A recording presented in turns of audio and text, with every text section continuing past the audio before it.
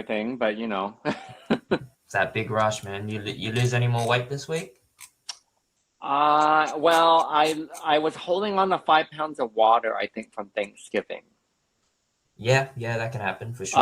Yeah. So I'm back down to where I was before that. So I guess I lost my water weight. Yeah, that's awesome. That's good. Yeah. You just gotta. Do you remember the tips I gave you when you like after eating like off meal plans and stuff? See if you can remember. I want to say what some of it was like drink more water. Excuse me. Mm-hmm. Yeah, that's one of them. And then maybe cut back on some calories, like unbank. No. Nah, you don't actually cut back because you want your body to run efficiently. So you still need to give it that food for it to run efficiently. It's basically get back into routine, obviously, like what you're doing. Drink a shit ton of water. Increase your activity. Don't decrease your food. Which, I do increase activity. Yep. What's up, James? Hey, how you doing? Good. I think this first time James is in the call. This is Dale. This is Anth. Hi, James. We're waiting for a few more people to come in. I think James is the one that gave the topic for this week, so it should be good.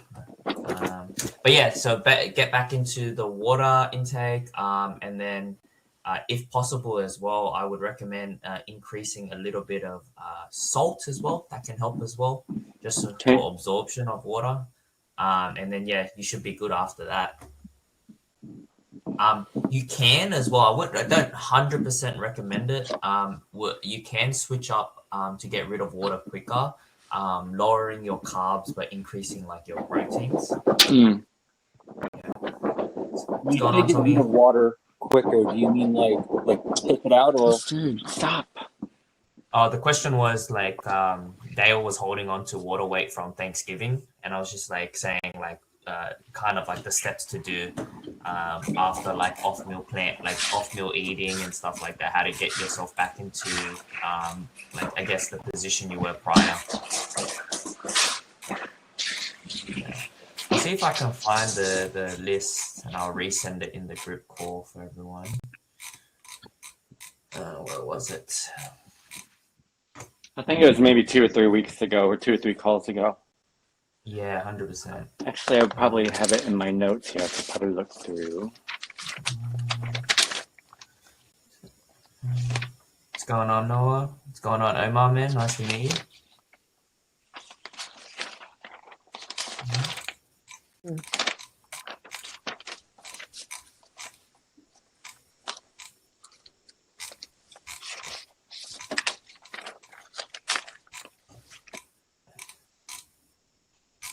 Did I put it?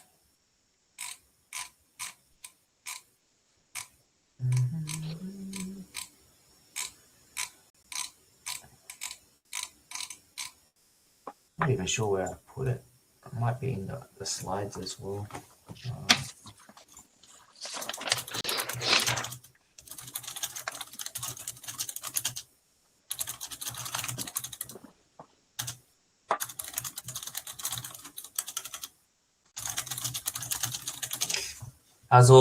How's everybody's week?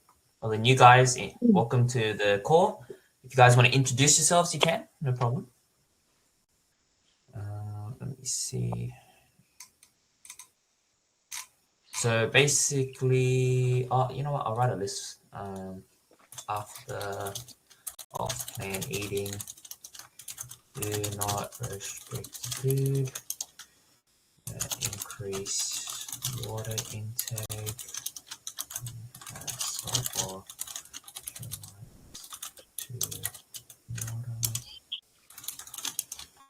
Increase. I have a question about the increasing the salt. What does it do? Well, not quite like that. Okay.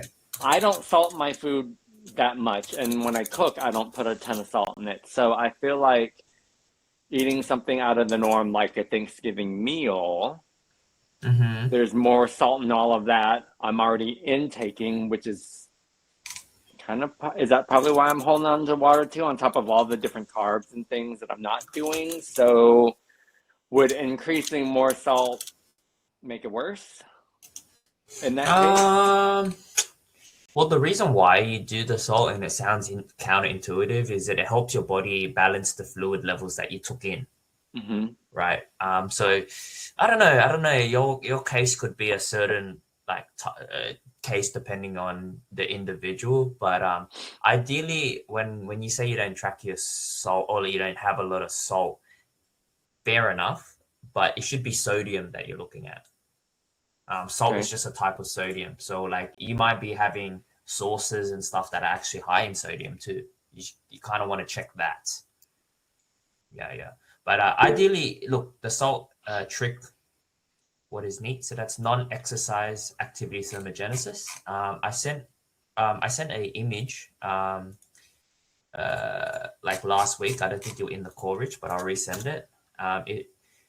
I just re-uploaded it there. It specifies like, so your whole day is broken down into daily energy expenditure, right? How much calories you burn from the types of food you eat, how much calories you burn by your training, and how much calories you burn because of the muscle mass that you have. And then NEAT is a type of that, which is how much calories you burn doing daily activities, right?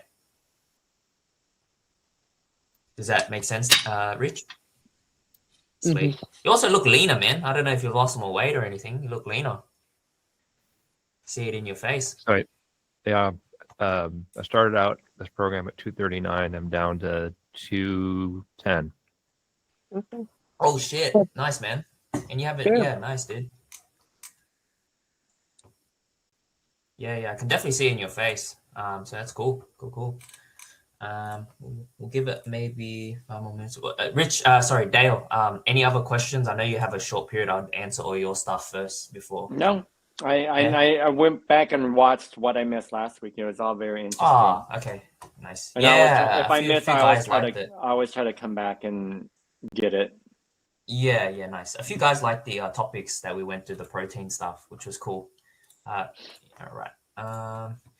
Was there any questions any of the new guys came in that confused about or wanted answered? Even some of the guys here that have been here for a while can help you guys out. Omar, I think you're muted. I can see you talking, but nothing's really coming out.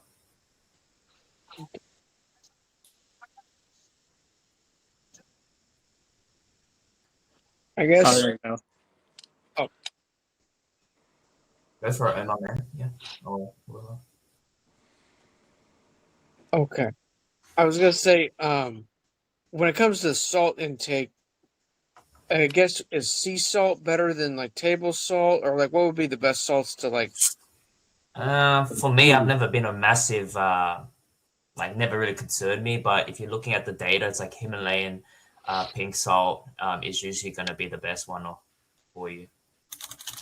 Okay.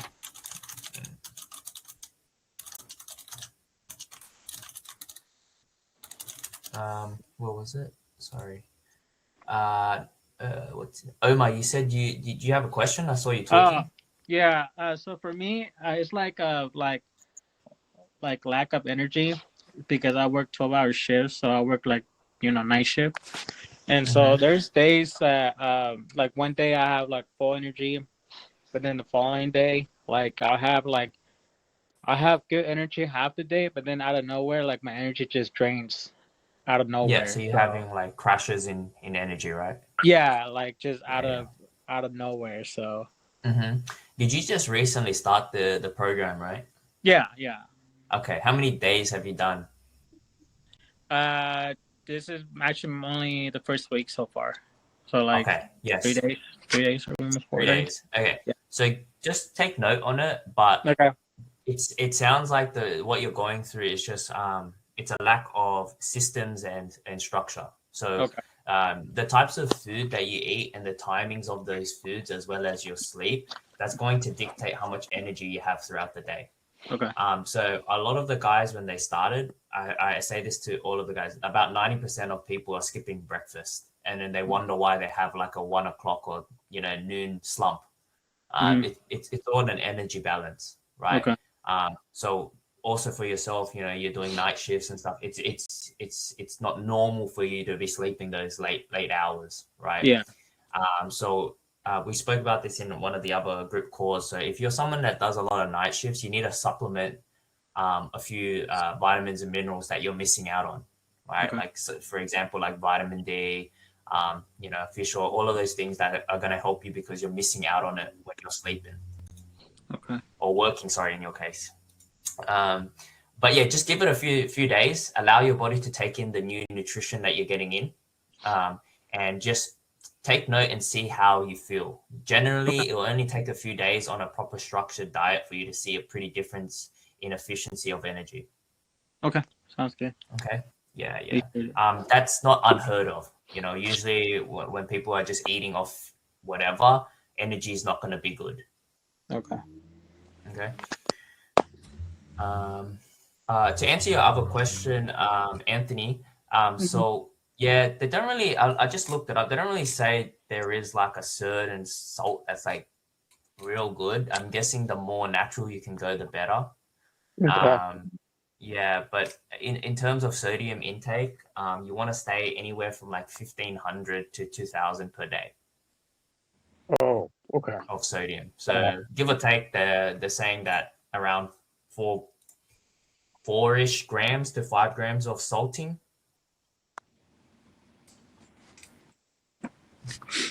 Gotcha. Okay. Cool. All right. Welcome, Nick. All right, I'll get started on the question that we went through. I think James asked the question. Where is it? Effects of stress, lack of sleep on weight loss. So, does everybody here kind of have trouble with optimizing sleep? Yeah. It's a difficult one. Yeah. All right. Cool. So hopefully this one will answer a lot.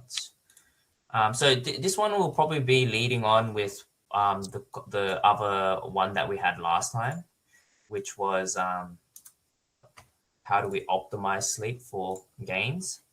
But it should be okay. Where am I?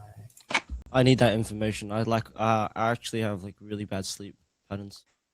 Don't worry, Nick, man, we all do. Mm-hmm. So fat loss, basically it is the silent killer. Stress and poor sleep is a fat loss silent killer, right? Probably don't realize it now, but the reason why I call it a silent killer is it's like very hard to actually collect data from it, right? Whereas like if we're looking at weight, you know, every morning we check our weight, we can make averages and stuff. But with stress and sleep, like how are you supposed to track your stress? Like it's very difficult, right? And yeah, I think it is a very good topic. So we'll go through it here. So one of the main reasons why stress and poor sleep does affect your fat loss or even for you to stay energized is it affects your hormones, right? A big one is hormones. As much as you guys don't, I guess, think about it, hormones is super, super important for how your day is regulated, right? So does everybody know what cortisol is? Right, very easy. We almost can try our best to regulate and control as best as possible, but cortisol is your stress hormone, right? It's not a bad thing to have cortisol. You need it at certain periods of the day. Obviously, you don't want it prior to sleep, right? It's going to disrupt your sleep, right? So the idea around cortisol is like chronic stress or like the prolonged stress plus a lack of sleep by not getting restful sleep constantly elevates your cortisol, right? High cortisol will increase fat storage. So generally, that's going to be around the stomach area. Sorry, Dave, I'm just going to quickly mute you. Sorry, I'm going to mute myself. Sorry. Okay, you're right. So it will increase fat storage around the stomach, right? It's going to make it very, very hard to release stored fat. So even though you have a certain amount of fat, what your body is telling you that it's in kind of like a fight or flight mode, right? So why would it want to release stored things? It doesn't know whether or not it should keep it for a rainy day, right? And the problem that we'll run into which will be long-term effects, is if you're always stressed out, your body's going to slowly break down in terms of muscle as well, right? Muscle is one of, if not the most important thing that you want to bring into your older age, right? It's literally like one of the top key things for longevity. And when I'm talking longevity, I'm not talking about, oh, let's just grow old and have pains in our knees and our backs and stuff like that. It's more so like, what is the quality of life you're living, right?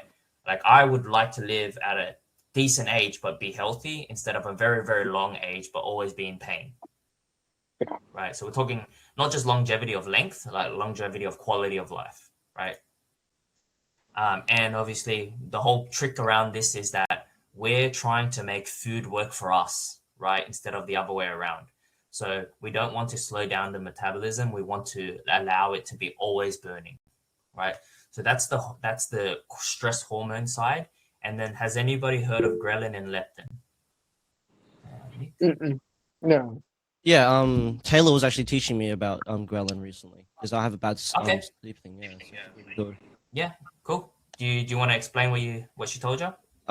She told me last week, but by memory, I believe ghrelin is a hormone that actually increases appetite. Correct? Or it has an effect in appetite. Like if you have bad sleep patterns, it also affects it. Yes. So Yeah. ghrelin is responsible for it's a hunger hormone, right? So your appetite, right? Leptin is the hormone that tells your body that you're satisfied. So a combination of two of them, if you mess around with them enough, you basically would become a shellless, or like a unfillable pot. You just have a gigantic appetite and you cannot fulfill it, right?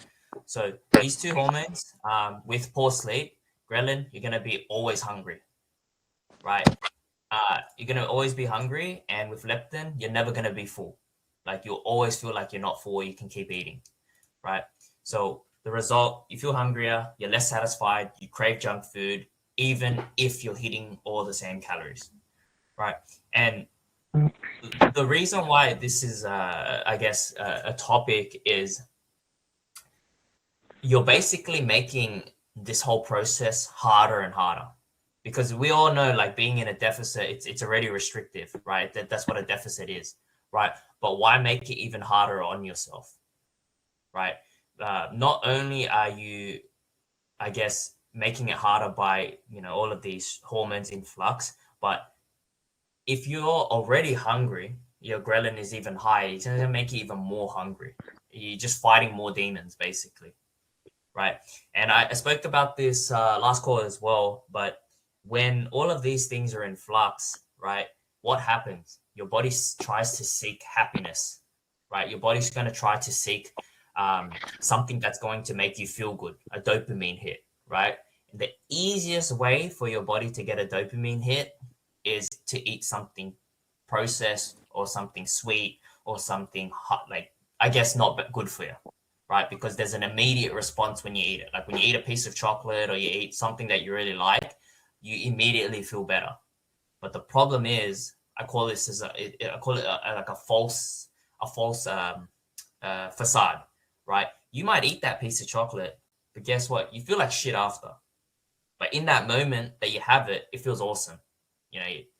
If you're eating that burger, whatever, fries, whatever, it feels awesome. It's very temporary though, right? Because you always feel bad after, right? So the more you get used to it, the more you can not succumb to that feeling of like, oh, like I'm so stressed out, I'm just gonna eat it. You'll start to remember how it feels after, right? And then you'll go in the path where you're like, I want the outcome that I'm looking for, right? The outcome that I'm looking for is if I eat healthy, I'm going to feel good, right?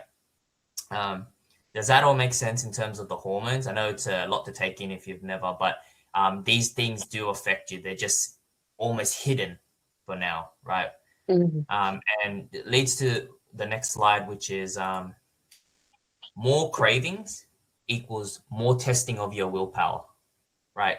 So when you're stressed out, your body will seek dopamine, like I just said. It's your happy hormone, and what regulates your mood, what makes you make decisions, all of that stuff. So when you're stressed out, that brain is going to seek dopamine hits, whether it's in sugar, whether it's in fast food, whether it's in alcohol, right? Right. It's responsible for so many systems in our body, like motivation, mood, movement, learning, pleasure, all of that stuff, right? And for a lot of the guys that weren't, see you, Dale, take care. For a lot of the guys that weren't in the core the other week, where we spoke about reframing mindset, how do you expect for you to do an outcome, right, if you don't imagine yourself actually getting to that result? Motivation will be very low, right? So for you to even start off by manifesting that you're going to be successful in something, you actually have to see the outcome instead of the hard process. Does that make sense? So a lot of people, instead of thinking of the outcome, they're thinking of the process. The process is always going to be hard. That's what makes it worthwhile, right? But the moment you start thinking about how much effort or how hard the process is, that's going to keep your motivation quite low. It's going to make you not want to do it, right? But like I said, all of these are all temporary fixes to happiness, and are actually the root cause of why people's progress is stagnant, right? You have that piece of chocolate, or you eat that thing, or you go for that free meal. Well, guess what? That week of your averages might not go down, right? If that week of your averages doesn't go down, is that not going to make you feel happy, or is that going to make you feel a little bit low, right? And if you keep doing those constantly, you will find that you feel like you're not progressing. And when you're not progressing, motivation goes down. Okay. And the reason why I say that decision making is now being tested, because you're constantly asking yourself, right? I want to stay on target. I want to lose weight. I want to do whatever. I want to do that body recomp, all of that stuff. But if you're constantly fighting that urge to not snack, or to go off plan, or to try your best to track accurately, or stick to a training regime, it's going to get tiring. You're going to get over it. It's extra work that you shouldn't even need to be thinking of, but now you are, because you're constantly in that flux of like, I really want to eat chocolate, but I shouldn't, or I really want to have that piece of pizza, but I shouldn't. And you're constantly going back and forth with yourself, and it becomes very, very draining. And it, when you're doing that, guess what else happens? You go back into that stress factor, right? More cortisol gets higher. You kind of get over it, right? And I guess you guys can confirm this, but if this has ever happened to you, do you guys not say like, I know what I'm supposed to do, I just don't have the energy to do it, right? Or I'm not motivated today, I'm super tired. I don't have energy today, I had bad sleep.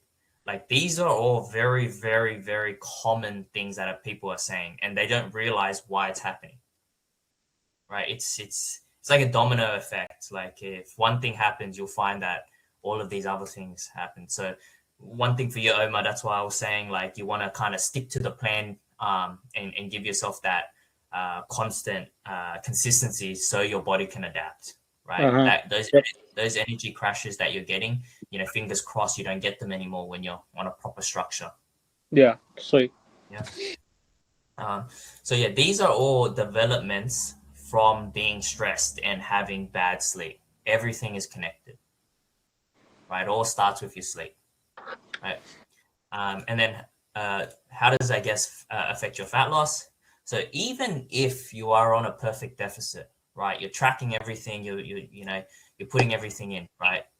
Just having a little bit less sleep, it can reduce the amount of fat loss by up to 50%, right? Just having bad sleep, right?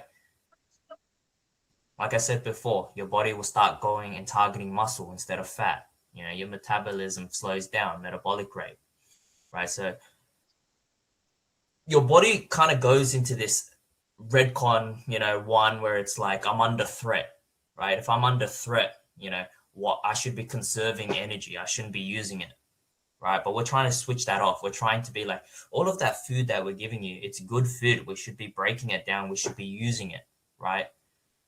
So what you'll find is when this happens, it's very demotivating because weight can store. The drops that you're getting on a day-to-day basis over a week can slow down. So you're like, questioning yourself, am I doing everything right? Right? I've done everything I can. I'm doing all my steps. Why am I still holding weight? Why is it that I feel watery, or why am I having low energy? These are all variables that start from sleep, right? That start from stress, right? Second one, performance, right? So poor sleep, high stress causes your training and especially your recovery to suffer, right? So weaker workouts, you mean your nervous system is always constantly fatigued. So when your body is fatigued, you don't have strength output. Your endurance isn't going to be as good. Your coordination isn't going to be good because you might just always be in the fuzzy zone, right? Even ability to push hard weights, it's not going to be there. You can show up to the gym. That's all true and well, but when you're training, you might be only performing at 60 to 70% of what you truly can do. And how do you expect to build muscle with a 60% effort?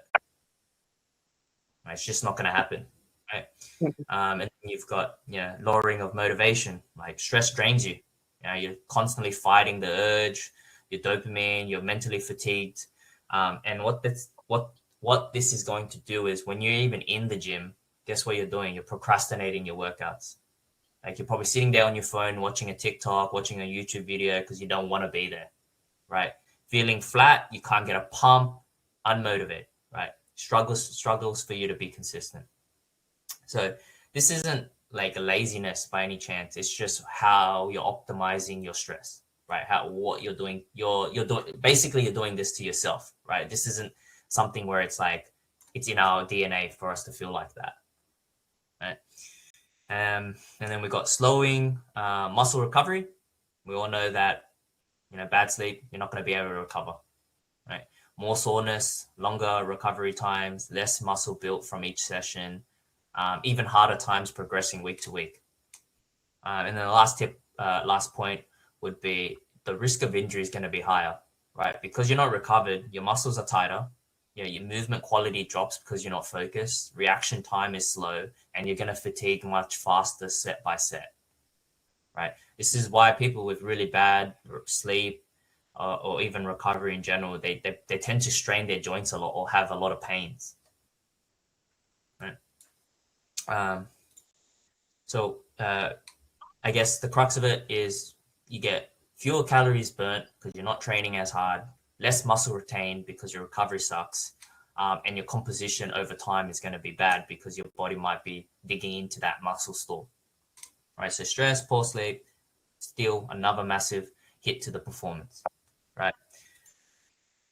And I spoke to James about this as well. A lot of times when you are in a high stress environment with work and you've got poor sleep, it kind of makes you feel negative about what you're doing. Like so many things in your life that you do that do probably stress you out. You find that you just have a really negative thought process on everything, right? It leaks out into other things, right? So one big one is false plateaus, right? Who here, see like when they see their weight stay the same for a couple of days, like, I've hit a plateau. It's like hit a plateau, can't really do it. It's very normal, right? You got to remember these are all false plateaus, right? This is probably just majority of the time, I'd say like 90% of the time, it's just water retention, right? You really don't know how much water your body can store. Like a very cool way to see this is anybody watch like UFC or like any sports where they're weight cutting? Dude, they can lose up to 10 pounds in like a day of just water. Like it's crazy how much they can lose, right? So the body can retain a lot of water depending on what you're doing for it, right? And one big one is if your inflammation is high, your sodium sensitivity is high, as well as your cortisol is high. These are all going to work hand in hand on why your body is going to store a lot more water. Right. So, water retention, the scale goes up, even though you might still be losing fat, right? But to your eye, you're like, oh, my weight's going up. I'm not losing weight. Like I'm not losing fat, right? Inflammation means joint stiffness, digestive issues. So you'll find that after a meal, you might bloat a lot, right? Like, why do I feel so bloated after meals? And these are all common things from poor sleep, high stress. Your body's essentially fighting the feeling of being inflamed. It's holding on to fluid because it thinks that this fluid is here to protect it, right? Does that make sense to everyone? Yeah. Yeah.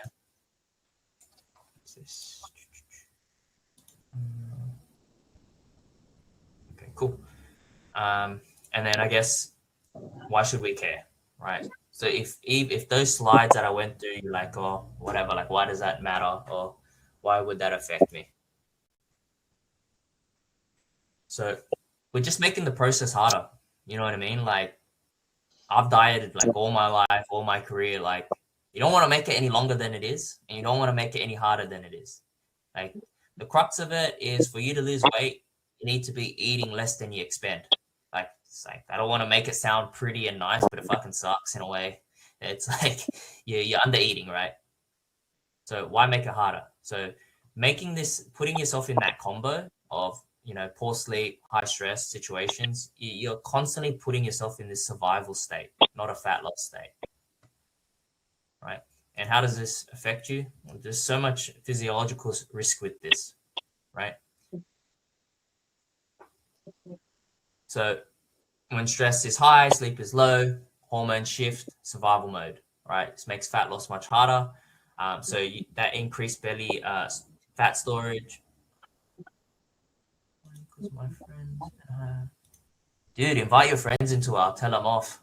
Bro, no, I'm not even joking, bro. Like, I gotta say something, right? So my friend Asian I feel like Asian sodium intake is quite high because Asian food has a high sodium, right? Mhm. And then my friend said like, oh yeah, sleep is okay, but they were saying like, oh, you should have pink salt. While my friend already has a high sodium intake. If you have pink salt with it, pink salt, like, you're just putting fuel in the fire at that point. You're just making it worse, like in sleep patterns and everything. Yeah, I mean, look, Nick, it depends, man. Like, it depends on how much that person is having in a total day, right? Yeah. Like, even though, let's say we don't know. Like, I don't know if your friend has high sodium intake. Maybe he just eats a lot of food that has sodium in it, but his daily intake still might be in the realm of being normal. Yeah. Right? Okay. Yep. But yeah, sodium is not the devil as well. Like, you need it in times for absorption. Like, for example, like, you'll look at any pre-workout, it's gonna have some form of sodium intake, right? It's not a bad thing. It's just any abundance of too much of something is bad. You have too much water, you're gonna drown.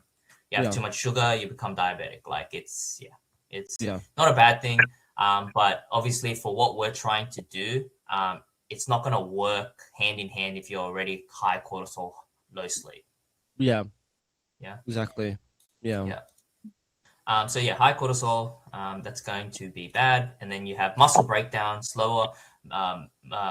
It's going to be much slower in terms of recovery. So breakdown increases, recovery decreases, lean muscle mass will drop.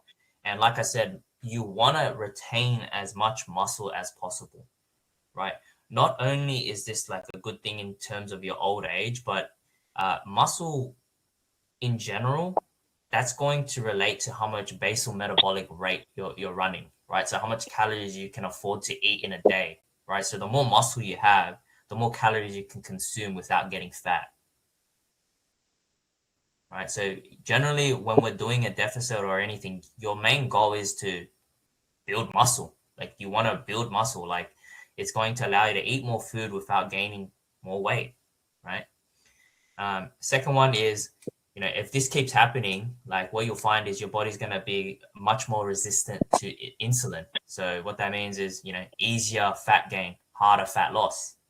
Stress hormones make your cells less responsive to insulin. So harder time processing carbs. So if you're someone already, eating high carbs, or you're someone that's taking care of, like, the carbohydrates that you're having, they might not be broken down as fast as you want them to be, right?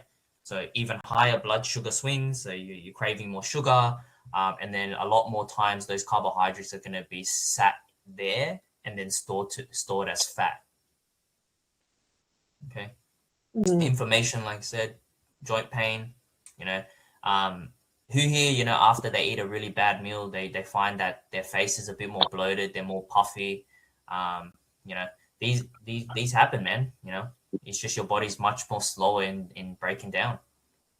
And then big one is just, as all dudes here, man, like you want your testosterone to be quite on the higher end, but look at anyone that you know that's on, you know, even yourselves, if you're, you know, above 45, going into your 50, you've worked for 20 odd years straight, like bad sleep, dude, get your testosterone checked. Like I guarantee it's going to be low, because these are all compounding things. If you're constantly having bad sleep, not taking care of yourself, like your testosterone, your growth hormone is going to be quite low. And a lot of times they're responsible for your body composition, how much muscle you can build, how much fat you can lose, even your libido, your strength, your recovery. They're all going to be affected. So those are your physiologicals, and then you've got your behaviorals, right? These are the things that I kind of focus on more, because I find that if these are good, usually your physiologicals can follow, right? So stronger cravings, right? The last thing you want to do is just have cravings when you're dieting. It sucks. Like I've had it. I'm sure you guys have it here and there too. But you're not doing yourself a favor by getting that less sleep and recovery, because the lack of sleep that you're getting, it raises the ghrelin. So it raises the hunger response, right? Lowers the leptin, makes you more full, like less full. So your brain is going to constantly crave that sugar, that carbs, that high fat food, the quick dopamine hit, right? It's not worth it. You don't want to constantly be fighting yourself on, you know, saying no to cravings, right? Even impulse control. I don't care how good you are at dieting, how long you've done it. When you're fighting the impulse to eat, it's quite hard. I spoke to, I believe Nick's in this call, but he said, like, you know, his family brought over pizza and he said no to it in the beginning. But as they just sat around it, it just kept calling to him. Like, you know what I mean? Just sat there. And I gave the example, like, I used to gamble with my friends a lot, you know, not because I loved gambling, because at most gambling places, you get free food and you get free drinks. So I used to just go there and eat free food and free drinks. But what I found was, man, like, let's say I'd go in there with,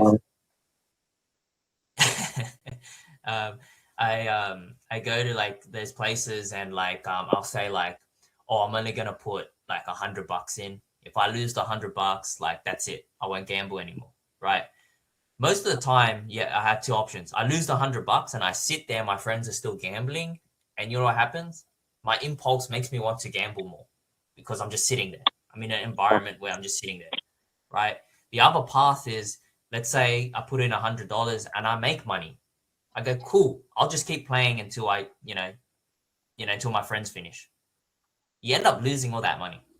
Like it's both. They always end up being the same. You're testing your impulse control the whole time, right? When you're doing that and you're constantly saying no or questioning something, your prefrontal cortex, it's gonna get super tired, right? That's responsible for your decision making, right? When that's tired, it's very easy for you to pick the easier path. You're tired. You don't want to think about it, right? Yeah, that's why, for example, like when someone's tired, what's more easier, to buy fast food or to prepare your food? Everyone's going to get fast food. It's just an easier choice. You don't have to do anything. So what happens, you get into this kind of this flow of like you are starting to act before you think, right? You're no longer thinking about what's the right option to do. You're just doing it because it's the easier choice to do, right? And then you've got binge eating, restrictive cycles. For you to feel good, like I said, you hit those dopamine hits, right? And because your ghrelin and your leptin are in flux, you cannot feel full, right? And you're constantly craving that extra dopamine hit. So it puts you in this cycle of guilt, number one. After you finish eating it, you don't feel good, but you constantly will overeat, because I don't know anyone here that can overeat steaks, but I can definitely pound chocolate to the max. You know what I mean? Like I can pound any sweet to the max, right? But when it comes to stuff that's actually good for you, it's very hard for you to eat excess amounts of it. It's always the stuff that's processed, high in sugar, high in dopamine hit, right? And then you'll get into the cycle of feeling guilty about it. You'll feel sad about it. You'll have anxiety about it. And then you'll try your best to fix it by being maybe restricted the next couple of days or even giving up. You just don't put yourself in a good headspace, right? So how can you be successful if you're always around like negativity thought? Yeah. Also, because low energy, mental fatigue, what automatically happens? Oh, I don't feel like training today. I don't have energy. You know, it's very easy. What's the easier thing to do? Skip the workout or go and train? Right. The process of skipping a workout is much more easier than going through the training session, right? But it's that reframe that we spoke about last week. It's not about the process. It's about the outcome. What do we want? We want to feel good after our workout. We want our energy to feel very, very high. We want our stress to be released, right? But no one ever thinks about that when they're thinking about, that they need to go and train. They're just thinking about how much time is this going to take? You need to switch that perspective of, you know what it does to you. You should be focusing on the outcome, the result. Right, and it's the same thing, man. It's a constant cycle. You know, if you start skipping workouts, what you'll find is you don't get the results. If you don't get the results, your motivation isn't great. If your motivation isn't great, what makes you think you can be consistent to the routine? So if the routine isn't consistent, you break that routine. And when you break that routine, you find that nothing's working, right? So it's not from laziness. It's just from your brain prioritizing immediate happiness instead of delayed gratification. Hey, Steven, may I ask a question? Yeah, man. Shoot. Yeah, sorry. So, like, for me, I have really stressful hours. I work in marketing, so they're very unpredictable. So, for me, it's usually either workout or sleep. So, what should be my priority in that kind of case? Okay, so do you always wake up the same time? Depending on the day, it's between like 7 and 9. Okay. What's stopping you from waking up at 6? Because I want to get at least 6 hours of sleep. Okay. What's stopping you from going to sleep earlier? Work. Usually it's just I get home late from work. Okay. What time are you getting home? Between 10 and 12. That's a pretty big difference, 10 and 12. That depends on your shift, or? Just depends on like overtime, client requests, stuff like that. Okay, so let's just put it as 12 o'clock you're getting home.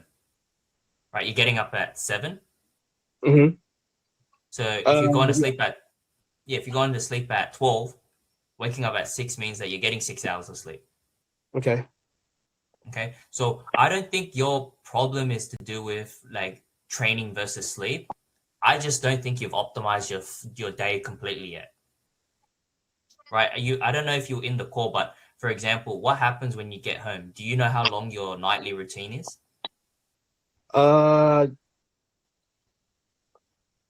So I'll take about an hour to shower, wind down, maybe an hour and a half or 2 if I want to watch some anime or read a book or crochet.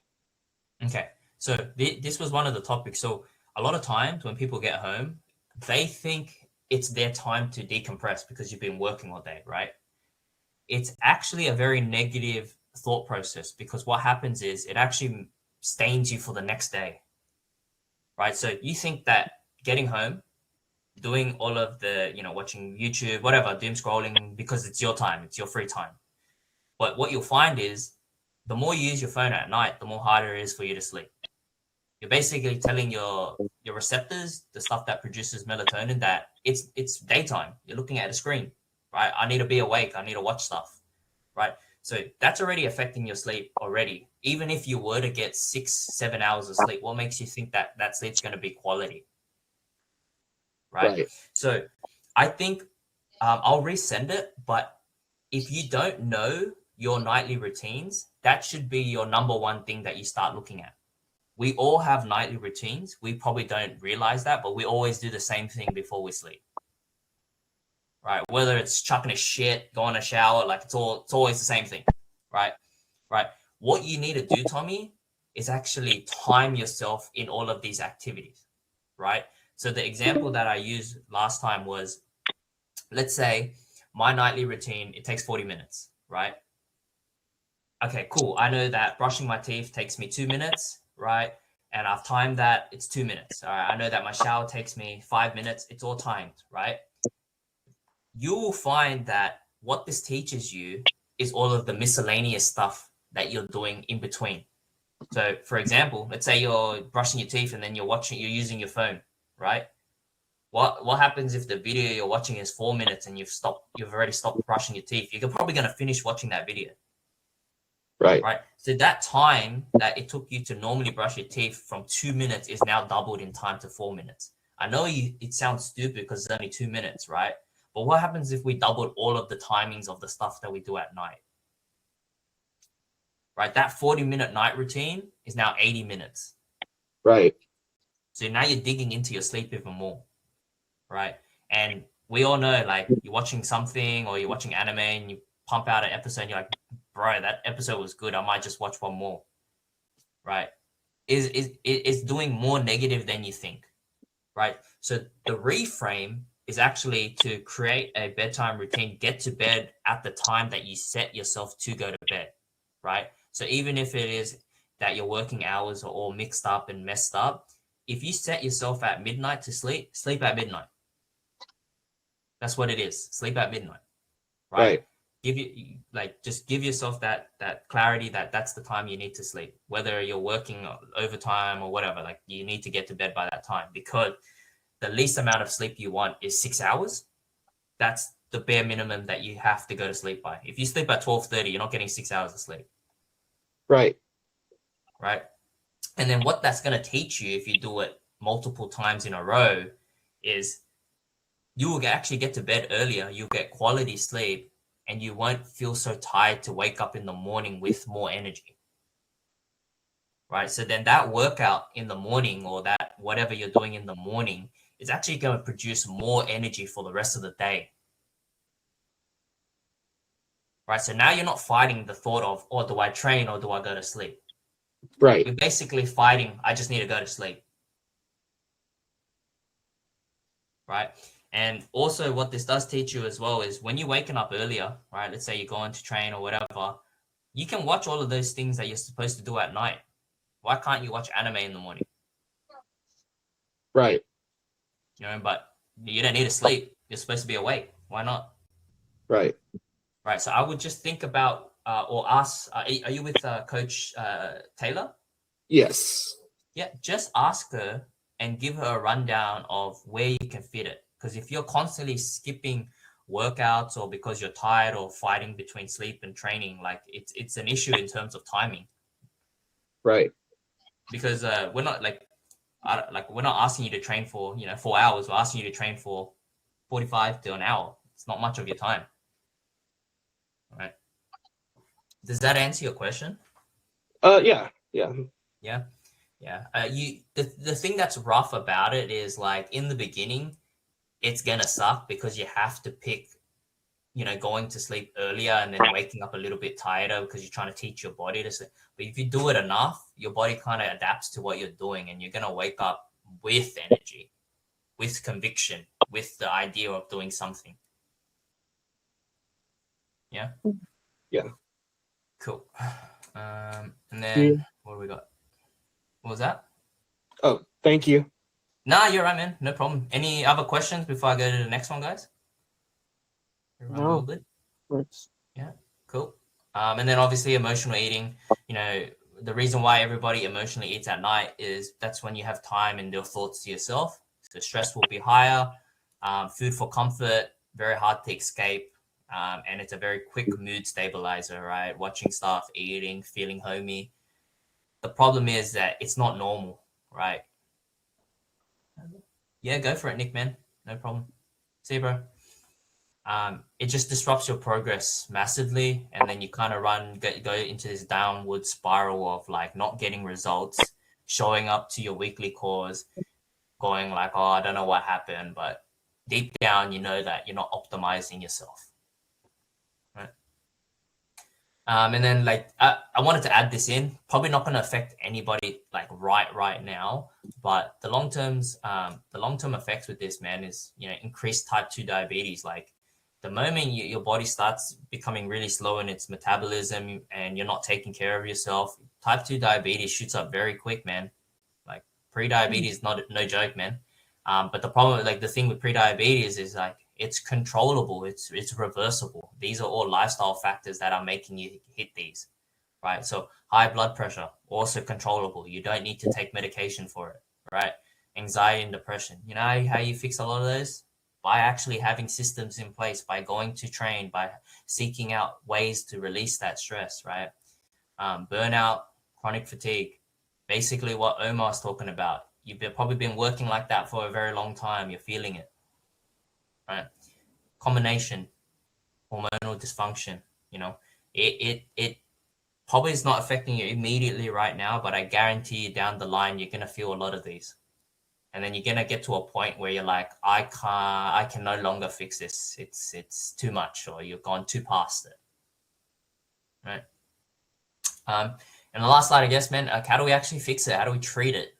Right. So, step one, if stress sleep is poor, what we need to do is we need to stabilize. All right. We need to understand what's happening. Right. We need to recognize that we're stressed out.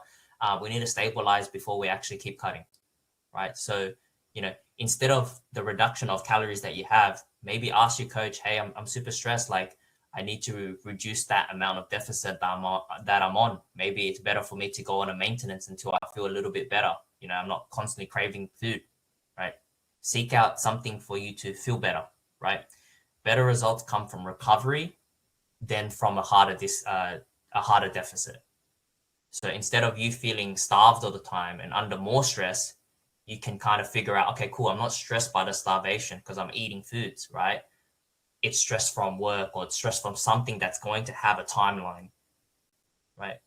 No stress lasts forever.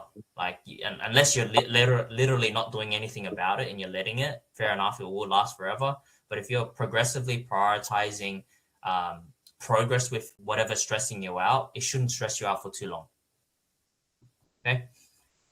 Step 2, figure out that sleep protocol, right? Same thing that we just went through with Tommy. Like, we need to figure out, we need to put sleep as a prioritized task. Like, sleep isn't something that just happens at the end of the day and it just has to happen. We actually need to prioritize that. We need to make it a task that we need to do every day and take care of it as if it's a proper task, right? Let's say, like, for example, like you had to take a medication or you would die. You're taking that medication every day. Like, you're going to die, right? So why is it that sleep, when it comes to sleep, we know we're supposed to get 7 to 9 hours that we go, oh, cool, like I'll just stay up. It is what it is. Like, I didn't have time, right? We should take it as if it's its own task, right? Go to bed within the same window every single night. Keep your room blacked out. Keep it in a cool temperature so you're optimized to sleep. Use the toilet 2 to 3 times so you're not pissing in between, your wake up cycles. Stop using screens so your body doesn't stop the production of melatonin. These are all optional things that we can actually implement, right? It has nothing to do with anybody else. Like, we can do all of this, right? And then you have the optional stuff that you can do, which is by taking supplements, magnesium glycinate, we spoke about it, taking some form of blue light blockers, sedatives, melatonin, ashwagandha for cortisol regulation. All of these can be used and are available for us as well, right? Step 3, to load that stress, right? How do we, instead of like doing less, what can we actually control, right? What can we control to total that stress load, right? What's in our control? In our control, we can do daily steps. We can take that time to use those steps as a meditation, right? That's our time to release, right? Instead of training at whatever load that you were used to, dude, just go in and train. Reduce the training volume. That's okay. It's perfectly okay.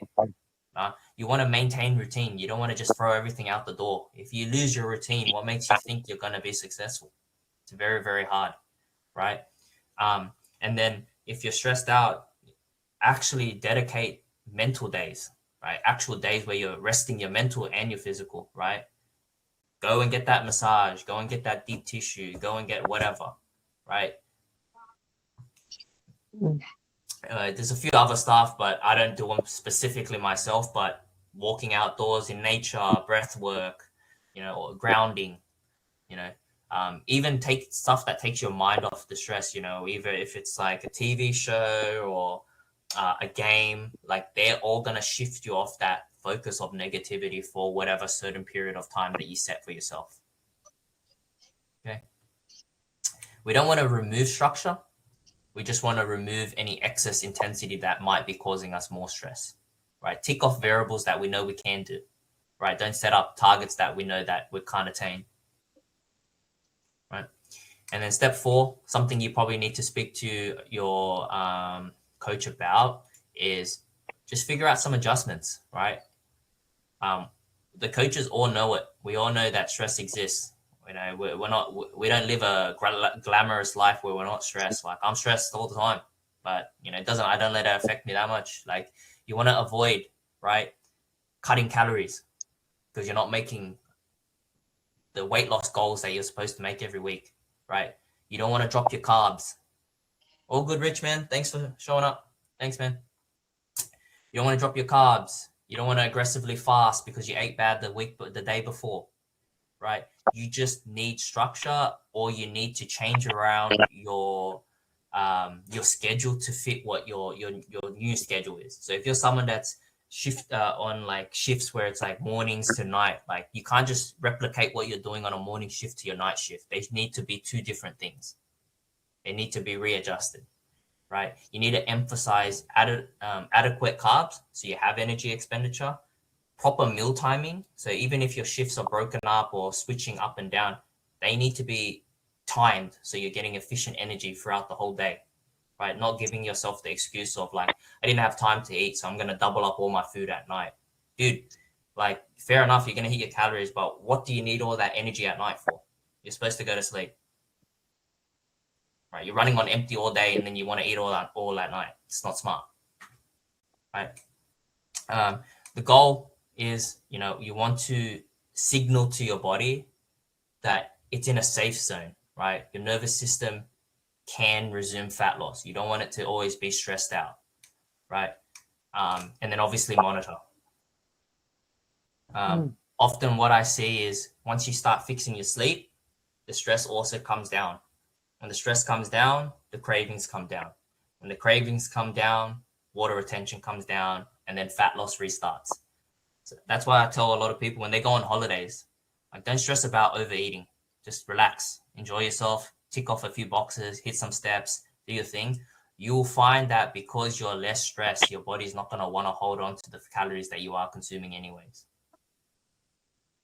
Okay. That's basically my last slide, and I guess hopefully that helped. But is there any questions or any slides that anybody wanted to go over again? We're good. No, I'm good. Thank you. No, that's okay. If anybody wants to go over privately or whatever, don't be afraid to message me. No problem. I'm gonna send through the slides on this as well. But yeah, thank you so much for everybody attending. Thank you. Yeah.